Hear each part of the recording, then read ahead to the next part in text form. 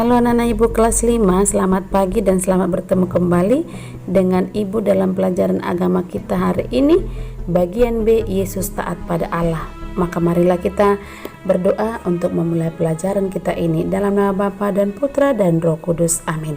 Bapa yang Maha Rahim, kami bersyukur atas berkat-Mu. Kini kami mempersiapkan diri untuk belajar tentang Yesus yang dicobai iblis. Semoga kami mampu melawan godaan yang datang kepada kami, supaya kami memperoleh keselamatan dalam hidup kami, demi Kristus Tuhan dan pengantara kami.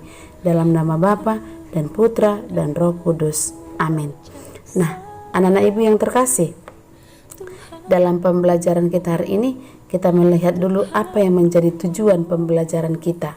Yang pertama adalah kita diharapkan mampu menunjukkan iman Yesus yang mengandalkan Allah.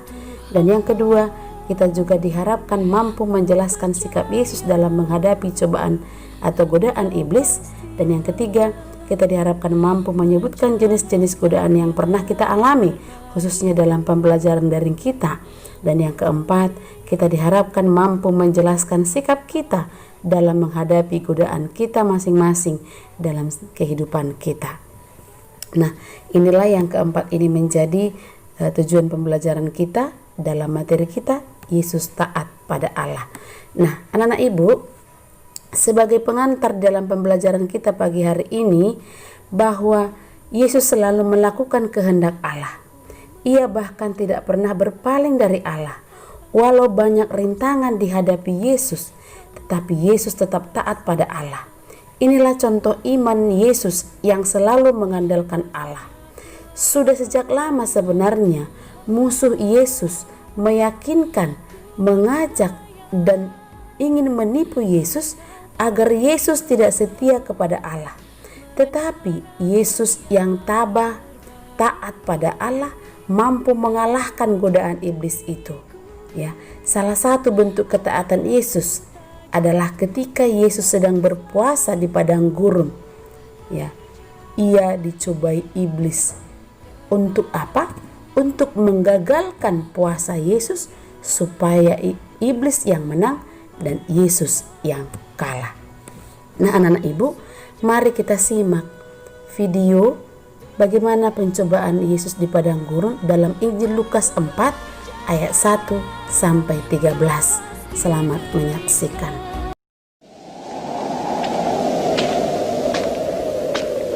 Yesus berumur 30 tahun ketika memulai pekerjaannya. Waktu meninggalkan sungai Yordan, Yesus penuh dengan Roh Kudus dan memimpinnya ke padang gurun. Di sana ia dicobai iblis selama 40 hari. Selama itu pula ia tidak makan apa-apa.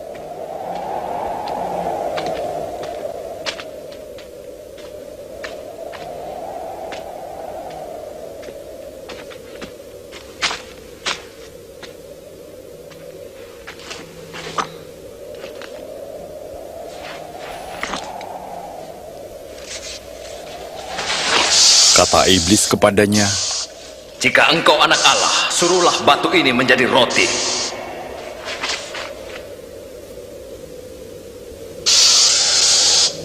Ada tertulis, manusia hidup bukan dari roti saja, tapi dari firman Allah.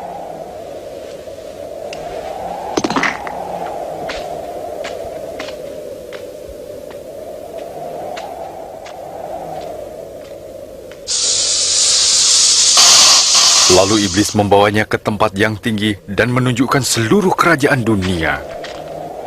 Aku berkuasa atas semua kekayaan dan kemuliaan itu, dan aku akan memberikannya kepadamu jika engkau sujud dan menyembah aku. Ada tertulis, sembahlah Tuhan Allahmu, dan pada Dia sajalah kau berbakti.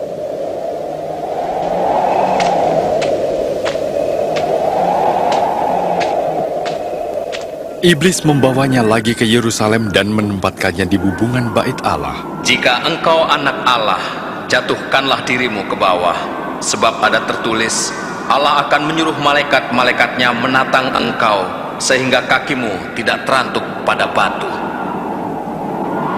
Ada tertulis, jangan engkau mencobai Tuhan Allahmu.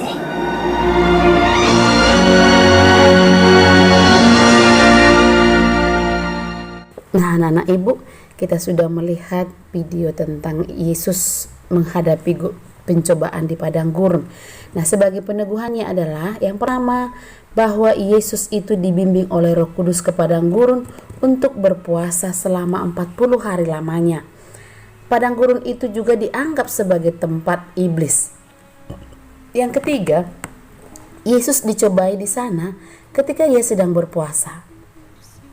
Tetapi Yesus setia dan taat kepada kehendak Allah.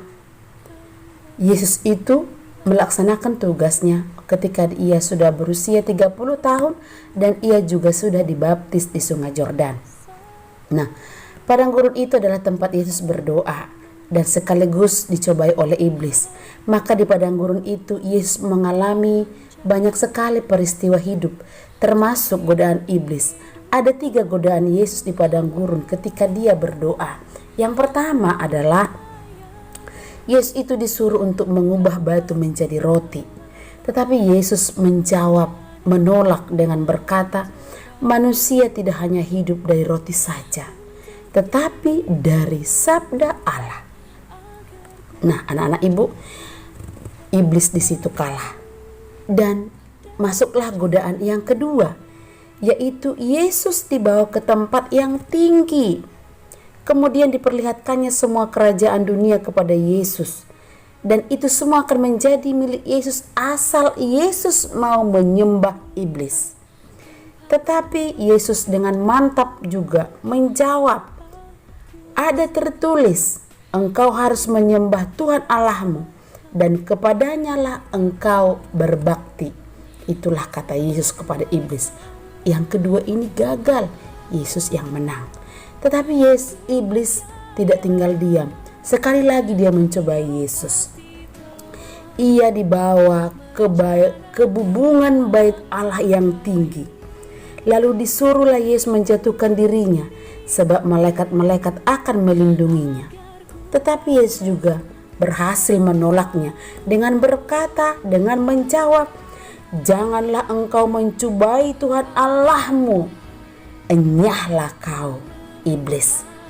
Inilah jawaban Yesus kepada iblis, yang akhirnya iblis pun pergi karena dia tidak mampu untuk mengalahkan Yesus. Anak-anak ibu, sikap Yesus di sini setia, taat kepada Allah. Ia selalu mengandalkan Allah di dalam hidupnya. Maka kita pun sering juga mengalami hal yang sama seperti Yesus. Banyak sekali godaan yang kita lakukan terhadap orang tua, teman dan sesama kita, dan juga kepada guru kita, khususnya dalam pembelajaran daring ini. Salah satunya apa? Kita berani berbohong, malas belajar, bermain game terus karena sudah punya handphone sendiri, mencuri, menipu, dan masih banyak lagi contoh-contoh godaan iblis yang kita lakukan. Maka sikap kita dalam menghadapi godaan itu ialah apa? Mendekatkan diri kepada Tuhan dengan cara rajinlah berdoa. Kemudian mendengarkan nasihat orang tua sehingga hidup kita terarah dengan baik. Ajaklah Allah dan orang tuamu untuk mengatasi seluruh permasalahanmu supaya hidup kita damai dan bahagia, dan kita pun berhasil mengalahkan godaan itu. Maka sikap kita dalam menghadapi godaan itu adalah apa? Mengandalkan Tuhan juga di dalam kehidupan kita. Ya anak ibu ya. Nah anak-anak ibu, demikianlah pembelajaran kita tentang Yesus dicobai di padang gurun, tetapi Yesus selalu taat pada Allah sehingga ia berhasil mengalahkan iblis, dan Yesuslah menjadi pemenang sejati. Semoga anak-anak ibu juga menjadi pemenang sejati di dalam melawan kemalasan, melawan semua hal-hal yang duniawi seperti bermain dan bermain game, sehingga kita dan anak-anak ibu menjadi anak yang pintar dan sukses nantinya. Maka marilah kita tutup pembelajaran kita ini dengan doa penutup dalam nama Bapa dan Putra dan Roh Kudus. Amin. Terima kasih Tuhan atas kasih-Mu yang menyertai kami.